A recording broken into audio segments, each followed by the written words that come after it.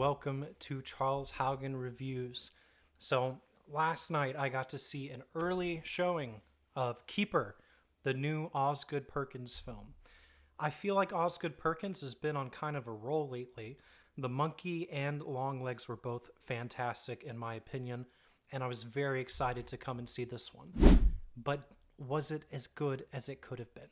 Let's dig in. So, as far as a synopsis, Keeper is following a woman named Liz, played by Tatiana Maslany, and she is going out into a cabin in the woods with her boyfriend of a year named Malcolm. And some weird stuff starts happening in the house. She starts having strange experiences, and then an entire mystery unravels before her eyes.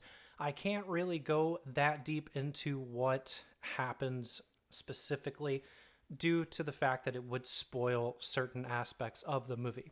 But with that in mind, this is a horror film. It is a dark mystery, and there are some very interesting elements to it that I did enjoy, and there were quite a bit of elements that I did not enjoy. And starting off with cinematography, as usual, Osgood Perkins is great. He's a great director. There is no question there. There's no debate on his talents as a director. All of his films are very symmetrical. They're very spacious feeling. The entire frame itself serves a purpose. So there's definitely a lot of choices that he does throughout this movie, like having certain areas of what the camera lens is focusing on being blurred, almost like you're peeking at something from behind a pillar or a gate or a door or a bush or something like that. But yeah, so it's a very beautiful film. It looks good. There are a lot of interesting uses of camera angles that I thought were pretty original, pretty interesting. And overall, I think the cinematography was probably one of the better parts of the film. What more can we expect from Osgood Perkins? As far as VFX is concerned, this is the strongest part of the movie for me, and I'm going to I try to combine a lot of different things into each one of these categories that I go over. It's just an umbrella term for anything that can qualify under that. So for VFX, I'm also going to use design, like creature design, things like that. And this film has some of the coolest imagery I've seen in a long time. It's got some really cool imagery, and it's just so frustrating to me. So frustrating, because there's one scene in particular where I was enthralled. I was like, holy crap, this is awesome. This is one of the coolest looking things I've seen in a long time. And the scene is long and it's drawn out. And I'm just going to call it the laughing scene. Once you see the movie, you'll know what I'm talking about. The laughing scene is so cool. And it just sucks because this one golden segment is surrounded by garbage. And I hate to put it that way. I hate to dunk on the movie because I want to love Keeper. I really do, because I really like the director. I like everything he's put out. But the rest of the film is it's messy, it's confused, it's disoriented. There's a lot of issues with it. But the designs that they have in here are very reminiscent of Junji Ito. If anybody's read Junji Ito, he wrote Spiral or Uzumaki and Tomi and a bunch of other classics. And the horror in here that we have of these things, it's so reminiscent of that. And I thought it was so cool to see that with a big budget and see it on the big screen, because it felt like I was watching what Junji Ito would look like in a Hollywood production. And there are designs here that I've never seen in live action before, or never seen anything similar to them in live action before. So being a fan of games like Silent Hill and things like that, it was really neat seeing something that felt like it was straight out of that mythos, or straight out of that brain trust that creates those haunting designs. And I would say that this is the highlight of the film, is the designs of the creatures. The sequences with the creatures are so cool. The laughing scene specifically, it's the only reason that I would ever rewatch this, is just for that one scene. And yeah, so if you are a special effects aficionado, or if you are somebody that really likes creative creature designs, things like that. I would recommend going and seeing this in theaters because I'm telling you, it is trippy, it is weird, but it is so, so cool. Moving on to sound and score. As far as sound, this is a film that I feel like it could have benefited a lot from more focus on kind of the exterior or sounds and noises in the background. Basically, those things that aren't in the front of our attention during the movie. I think that it would have had much more frightful impact if the sound was more of a focus. As far as score, there was nothing really that memorable about the score in this film. It didn't really have anything that stuck with me, and to be honest with you, a day later I can't even remember like what instruments were used, any parts of the score that really stood out to me. It's just gone. Yeah. So it's unfortunate, as I do feel like Longlegs did a great job of utilizing sound. The monkey as well. And performances. Tatiana Maslany was good. She's kind of the anchor for the film. I mean, she's the whole... This is a very isolated film. There's not a lot of people in it. And I think that she was good.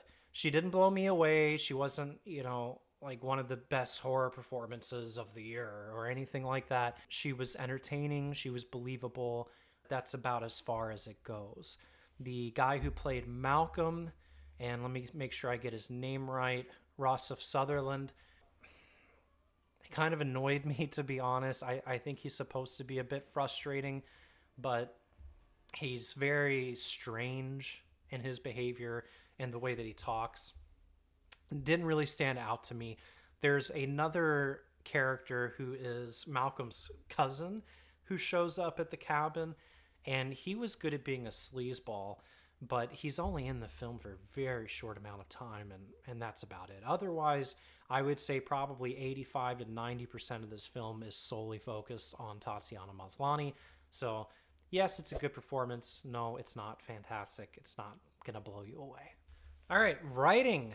Writing is where this film suffers the most. It feels like it is trying to be a lot of different things at once, and it can't focus and or decide on what it wants to be.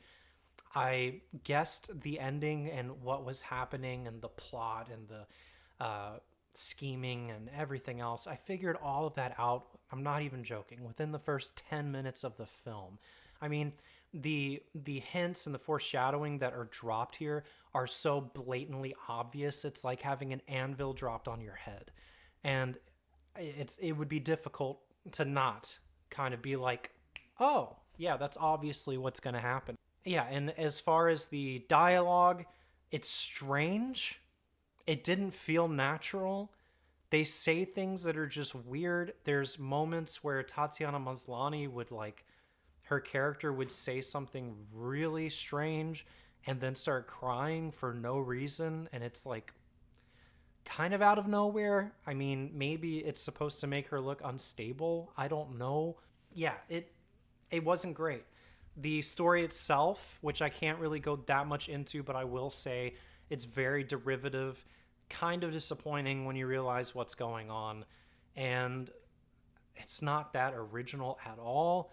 There's not really anything here that we haven't seen before, which was very disappointing because I feel like Longlegs especially. The monkey's Stephen King, so, Stephen King did the heavy lifting there. But for Longlegs, I felt like that was a very original and cool story. It was fascinating.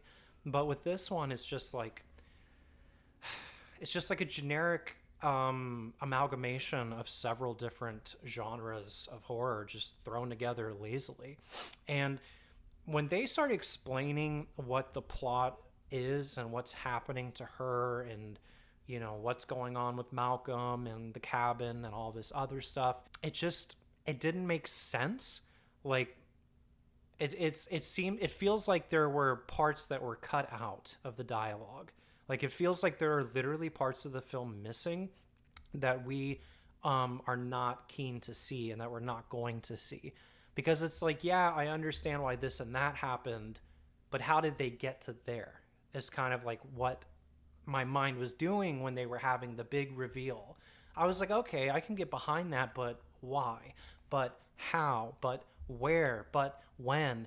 It's like they would just show you something and be like, this is going on. But then there's absolutely no context to how we got there in the first place. Another thing, too, is that there's some inconsistencies here as far as the narrative, I guess, direction. Like, and I hate that I'm just roasting this film so much. I'm going to have some good things to say about it, I promise, in VFX. But there are even scenes where a character will be shown going somewhere, or they'll end up somewhere, and you just kind of see like them, jumping off and going down into a creek or whatever. And then the next scene you see with that character, they're not in the creek. And it's like there's no explanation of how they got out of there. There's no explanation of what, I don't know. It's just weird. It's like you're hopping around and skipping around. And again, it feels like there were some scenes that were deleted here because it just doesn't make sense. Things don't add up. And at the end of it, it's quite confusing. I'm already seeing that a lot of people have different interpretations of what this movie is about. I had a friend who texted me and was asking me about it, and he thought it was about one thing, and he asked me, using the term, so is this a big part of the movie? And I was like, is what a big part of the movie? Like, I didn't even know what he was talking about because I didn't get that out of the film. So that's one of the issues. Like, it's one thing if the film is designed to be open-ended and vague and interpretive, but this was not designed that way. Like, this was not designed to be an interpretive film. And it's kind of clear what he's trying to go for, but it's just so badly explained. It's so badly portrayed that it's very confusing by the end of it. And it's like, if there were just a couple more small scenes showing context of what we're supposed to believe or what we're supposed to think, then it would probably help out the narrative a lot. But I think a lot of individuals are going to see this movie and have entirely polar opposite interpretations of what the big bad is, of what the monster is, whatever. Unfortunately, very, very messy, very convoluted, doesn't know what it wants to be, confusing, inconsistent. Dialogue is very stunted. Yeah, it's a mess. It's a big mess. All right, guys, and now for my overall rating. I hate it, but I got to be honest here. For this film, for Keeper, I would probably give it a 5 out of 10. And I hate to do that because the monkey I really liked, and as you know, Long Legs, I've mentioned this before, I really liked. It's just so disappointing to me. I was so excited for this. I was going into it like, this is going to be one of the best films of the year for me. This is going to be such an interesting film. Osgood Perkins is going to bring the horror. It's going to be great. And I went in it and I was bored for probably the first two-thirds of the film. For the final third, I was enthralled for a little bit. And then I quickly just became confused and once again bored. And I predicted it from basically start to finish.